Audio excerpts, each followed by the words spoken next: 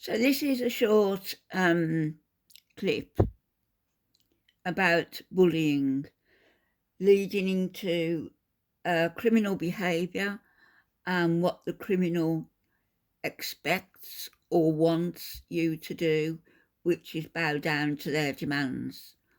I would say never do it, ever. Never do it, regardless.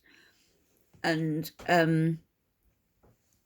what I said in a video previously is, if somebody's going to do something, they will do it, regardless of whether you give in to their current demands or not. Because if you give in to them, that then leads them to think that you're going to give in to everything that they say to you. So you're on a slippery slope there. And I think this man, who is something of an expert, is in agreement, or I'm in agreement with him. So see what you think. I'd say a life coach who helps people to overcome childhood trauma and the trauma of emotional abuse in narcissistically abusive relationships. Formerly, I was a self-protection instructor. This is a video about being bullied, and this is a video about being coerced into doing things that you don't want to do. Coerced. I myself, as an adult, don't like being pressured into doing things, ever. So when we say bullying, this covers a very, very broad spectrum of behaviours. So often we would think about school, we may think about within a household, or you can take it to criminality, like full scale. Somebody pulls out a gun and says, "Give me your money, or else I'm going to shoot you." Under these circumstances, in order for this behaviour, bullying or pressuring a person, the person doing the bullying has an end goal. They have an agenda. They may state it, or they may imply it, or they might just say, "Just do as you're told, and we'll tell you why later on." So they have an agenda, and they apply bullying, which is pressure. At school, this is kids calling each other names, maybe a little bit of physical violence. Within a household, this could be verbal, it could be physical. And when it's criminal, it's right the way up to somebody holding a gun to you and saying, "Do as you're told, or else."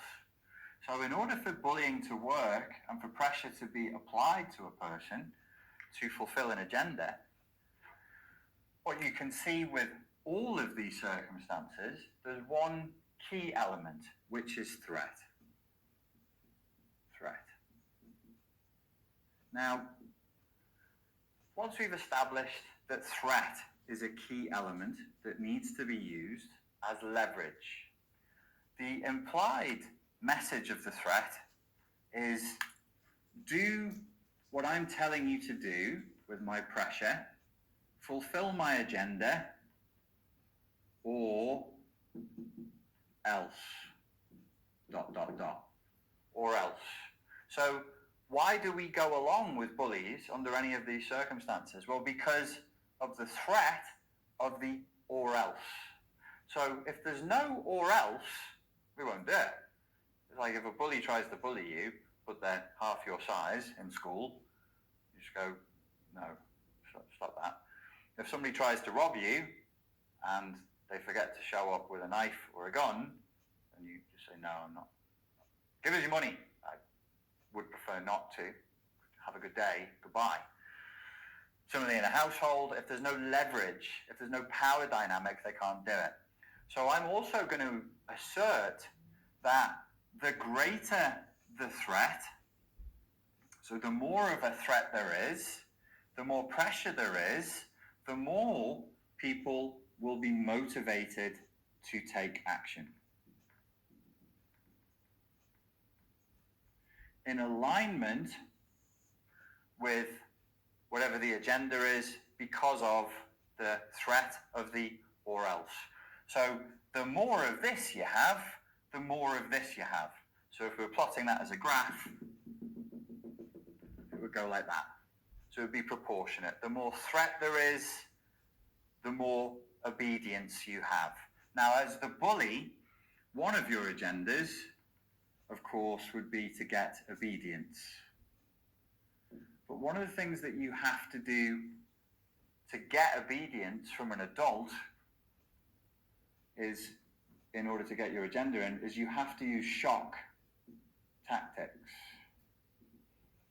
And these shock tactics ideally should provoke an intense emotional response. So I'm going to describe something disturbing to you, but I'm going to do it in dry language. If you're easily #triggered by descriptions of real world violence, you should turn this video off now. So I'll describe something to you as well. The threats that I've had are life threats. There's no whys and wherefores about that. They are.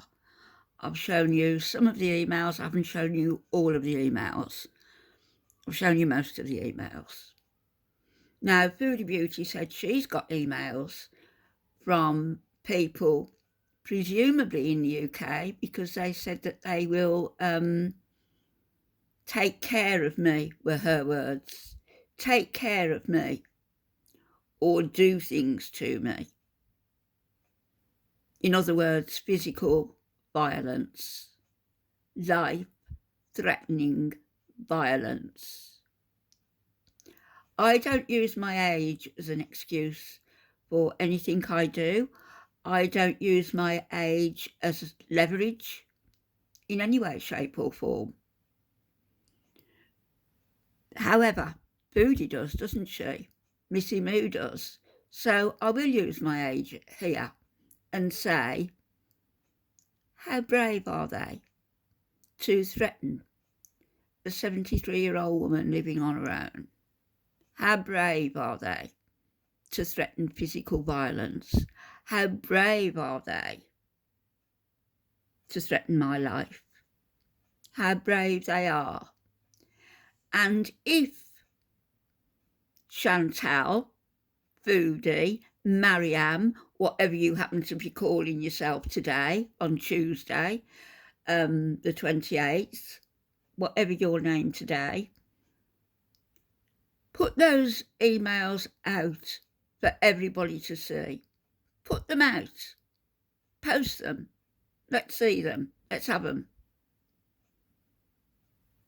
Of course, you can send them to me at that Gmail address, because that Gmail address now is only going to be used by such bullies. You know, eventually it'll be completely closed down and there'll be no way to contact me. In the meantime, post those emails. Better still, contact the authorities.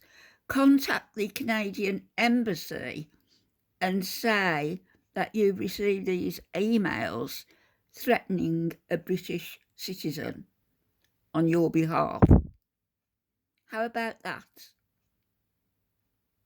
Because I've got no doubt the cops are going to be contacting the embassy. I'm not contacting anybody. My one and only point of contact, well, no, I tell a fib. It's not my one and only point of contact. My one and only official point of contact is the British police. And to get my security sorted out here. I won't be contacting the embassy or Kuwaiti authorities or anybody else, apart from YouTube, apart from one or two people who might give me further advice, but not authorities. That's going to be done for me, I guess. Post those emails if they exist. Contact the Canadian Embassy, telling them somebody is threatening a British citizen, a senior citizen on your behalf. Let's see how brave you are. Let's see how truthful you are. When it is studied, there are people out there whose job, unfortunately, is to study criminal behaviour. And they study what criminals do. And they say, okay, across a broad series of cases and across a broad series of scenarios with different agendas, who would apply pressure and threat to get obedience and to force people to take action? Well, if somebody breaks into your house and they're armed and they threaten your family, you will do as they say or else. If they're terrorists and they've broken into the hotel or the airplane to fulfill a different agenda, you're going to do as they say or else. If they're robbing the place, so on and so forth. What do the statistics indicate as far as different options of response? Because you as an individual, as an adult, you can either go with what they want you to do. You can No. go with it. Never. Or you can say no. Always. Here's an interesting thing.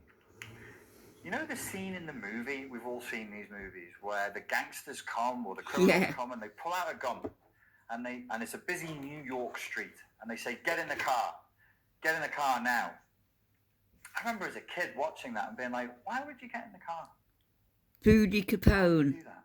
It's a gun. So what's the threat? You're going to shoot me. Okay, well, shoot me then. That's right, they're going to do it anyway. Whatever's going to happen when I get in the car is surely going to be worse than being shot on a busy sidewalk in front of a bunch of witnesses. Yeah. I remember thinking that as a kid. Years later, when I was working in the self-protection industry, I had the opportunity to speak to guys who did behavioural analysis when it came to crime. And I asked them, what do the statistics indicate? If you just do what the criminal wants, what happens? And they're going to do what they want to do anyway. They said, first of all, never go to a secondary crime scene. No. Never.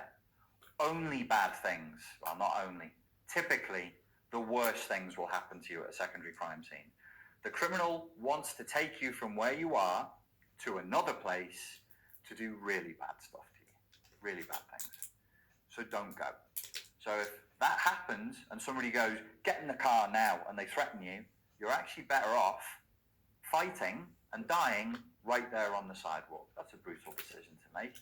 But if you read and find out as these poor, you have like behavioural units like in the FBI, and they have to go through what actually happens at secondary crime locations. It's not nice. If they're trying to rob you, they come into the bank and they say, do as we say, and they get a chance to tie people up and move them to another room, or if they get into the house and they get a chance and they can tie people up and they can get them to obey, you only have to look at the behaviour of serial killers to know what happens next. When that gun is in your face, when the threat is there, every instinct inside of you is going to be saying, obey. Give them the obedience they want, because the threat is high, you're in shock, you've got a strong emotional response, and you'll be thinking, I'll just do it. I'll just do it. Probably it's an infantilizing and terrifying experience that makes us hopeful. Because in all of our normal lives, up until that point as adults, we're transactional with other adults, and we behave generally within a spectrum of being fair. That's right. Generally within a spectrum of being fair. But the statistics, sadly, don't indicate that anything good comes from obedience when you are dealing with bullies, and sociopaths, and criminals, and abusive, narcissistic psychopaths. If they want to take you to a secondary location, you're probably going to die there, and it's probably going to be a very, very unpleasant death. If they're asking you to put restraints on, there's a chance that they may rob you and leave, but also statistics indicate that it's pretty bad. You don't want to be restrained. If you get the chance to fight, you should fight. If you get the chance to leave, you should leave. That might mean, but you say, well, but they'll shoot you. And I'm saying, without wanting to be they'll do it anyway. it's far better than the other options, which I will not fill your head with here, but if you have an imagination, I'm sure you can picture what that might be. There's a particularly nasty case that they, I don't know if they still do it, but new FBI agents, they'd make them listen to an audio that was kept of something that happened to somebody who did get in somebody else's van. It's really unpleasant. It's really, really not good. You're far better off saying no and fighting and dealing with the consequences now. You may be killed. Under those circumstances, somebody puts a gun in your face or a knife to you, you may be killed. But you are better off statistically than going to a secondary crime location and hoping for the best. You're better off statistically when they say, here's some restraints, you must fight.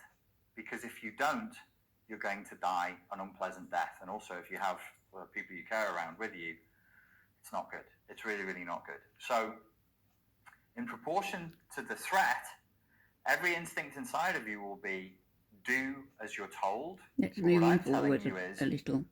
don't. The worse it is. And we must be asking one question. And let's see if we can. Let's see what happens in the comments.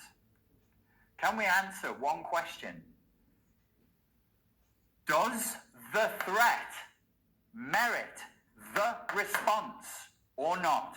That's the only question, ladies and gentlemen. Does the threat merit the response?